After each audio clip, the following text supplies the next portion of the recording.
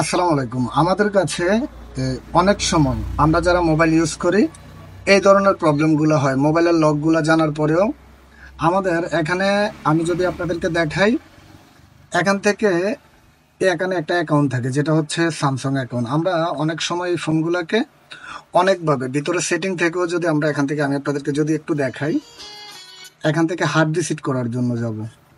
এখান থেকে hard reset করার জন্য গেল আমরা এখান থেকে এই ফোনগুলোকে ফরম্যাট করতে পারি না, বা কোনো না কোনোভাবে এখান থেকে যদি আমি আপনাদেরকে দেখাই, এখান থেকে রিসেটের অপশনে যাব, অল এডিশন দেব। তারপরেও কিন্তু এখান থেকে আমরা চাইলে ফোনটাকে এখান থেকে ফরম্যাট করতে পারবো না। এখানে আমি এখান থেকে কনফার্ম পাসওয়ার্ড দিয়ে দিচ্ছি। পাসওয়ার্ড দেওয়ার পরে যদি এখান থেকে ডিলেটে যাই, বাট এখানে আমাদের স্যামসাং অ্যাকাউন্ট ইজ ভেরিফাই, এখান থেকে ভেরিফাই করার জন্য বলছে। তো এই ধরনের প্রবলেমগুলো যাদের হচ্ছে, আমাদের এখানে পেজের থেকে যদি ভিডিওটা দেখে থাকেন, পেজের মধ্যে এখানে আপনারা আমাদের নাম্বার পেয়ে যাবেন।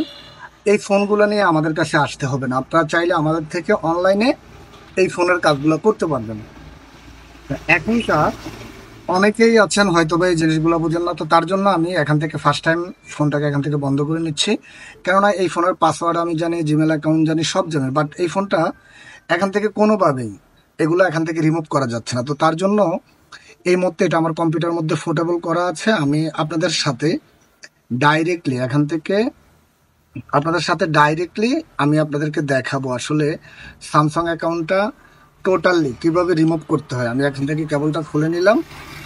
কেবলটা কেবলটা খুলে নেওয়ার মাধ্যমে আমি আপনাদেরকে এখান থেকে আরো অনেকগুলো ওয়ে আছে, সম্পূর্ণ ওয়েগুলো একটা একটা করে দেখাবো। যদি আমাদের ফার্স্ট ওয়েতে এখান থেকে ফোনটা কাজ করে যায়, তার ক্ষেত্রে আমাদেরকে আর কোনো প্রকার প্রবলেম ফেস করতে হবে না। আমরা খুব সহজেই আমাদের অন্য প্রসেসগুলোতে এখান থেকে মেক করতে হবে না। আমরা একটি প্রসেসেই এখান থেকে ফোনটাকে টোটালি এখান থেকে আনলক করতে পারবো, বা এখান থেকে স্যামসাং অ্যাকাউন্টগুলো রিমুভ করতে পারবো। তো এই ধরনের প্রবলেমগুলো নিয়ে আমার অনেক টেকনিশিয়ান ভাইরা যারা বাংলাদেশের বিভিন্ন স্থানে, বিভিন্ন প্রতিষ্ঠানে, ভালো ভালো জায়গায় কাজগুলো করেন, হয়তোবা স্যামসাং অ্যাকাউন্টটা কোনো না কোনোভাবেই আপনারা অনেকভাবে ট্রাই করেন, বাট এখান থেকে যতভাবে আপনারা ট্রাই করেন, কোনো না কোনোভাবেই এখান থেকে আপনারা রিমুভ করতে পারেন না, বা রিমুভ হচ্ছে না।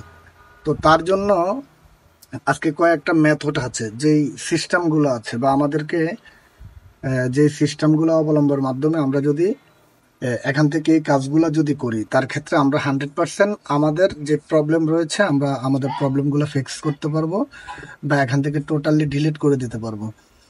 তো এখান থেকে ফোনটা একটু চালু হতে একটু সময় নেবে। তো অনেক সময় বেশিরভাগ ক্ষেত্রে ট্রাই করবেন কেবল লাগানোর মাধ্যমে। তো এখান থেকে আবার যদি আমরা দেখি, এখান থেকে দেখাবে ফোনটা লক, মেবি লক দেখাবে। হ্যাঁ, আমি যেমনটা বলেছিলাম এখান থেকে লক দেখাচ্ছে। তো আমরা এটাকে এখান থেকে আবারও এই ফোনটাকে এখান থেকে ফোন ইজ স্টার্টিং, তো এখান থেকে আমরা ফোনটাকে এখান থেকে বন্ধ করে নিচ্ছি। ফোনটাকে আবারও বন্ধ করে নেব। একবার যেহেতু আমাদের একটা মেথডের মাধ্যমে এখান থেকে আমরা কাজটা কমপ্লিট করতে পারিনি, তো আমরা এখান থেকে আবারও ফোনটাকে বন্ধ করে নিচ্ছি। ফোনটাকে বন্ধ করেও নিতে পারি, আমরা চাইলে রিস্টার্টও করতে পারি। তো এই মুহূর্তে যেহেতু আমি ফোনটাকে আবার এখান থেকে উপরে হোল বাটনটা আমি এখান থেকে চাপ দিয়ে ধরে রাখবো, এখান থেকে আমি কিন্তু রিস্টার্ট করেছি।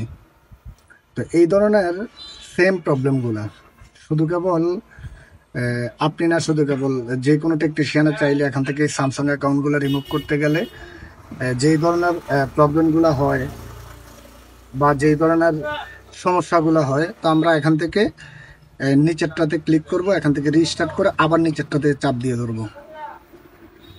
তো এখান থেকে আমরা ভলিউম মাইনাসের মধ্যে এখান থেকে চেপে ধরেছি। দেখি এখান থেকে এই মুহূর্তে আবারও আমাদের অপশনগুলোতে যায় কিনা। তো আমরা আমাদের এখান থেকে রিকভারি অপশন আসতে পারে, হার্ড রিসেটের অপশন আসতে পারে। তো এরকমভাবে আসলে আমাদেরকে ফোনের কাজগুলো করতে হয়।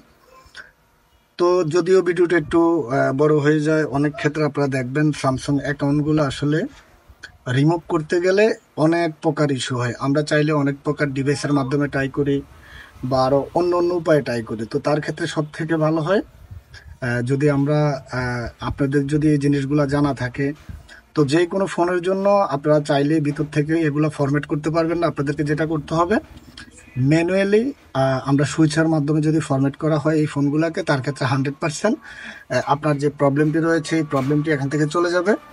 তো প্রিয় বন্ধুরা, এখান থেকে ভিডিওটি বড় হয়ে যাবে দেখে আমি এখান থেকে একটু শর্ট করে নিচ্ছি। তো সবাই এভাবে ট্রাই করবেন, আপনাদের কাজগুলো ইনশাল্লাহ হয়ে যাবে। সবাই ভালো থাকবেন, সুস্থ থাকবেন। আসসালামু আলাইকুম।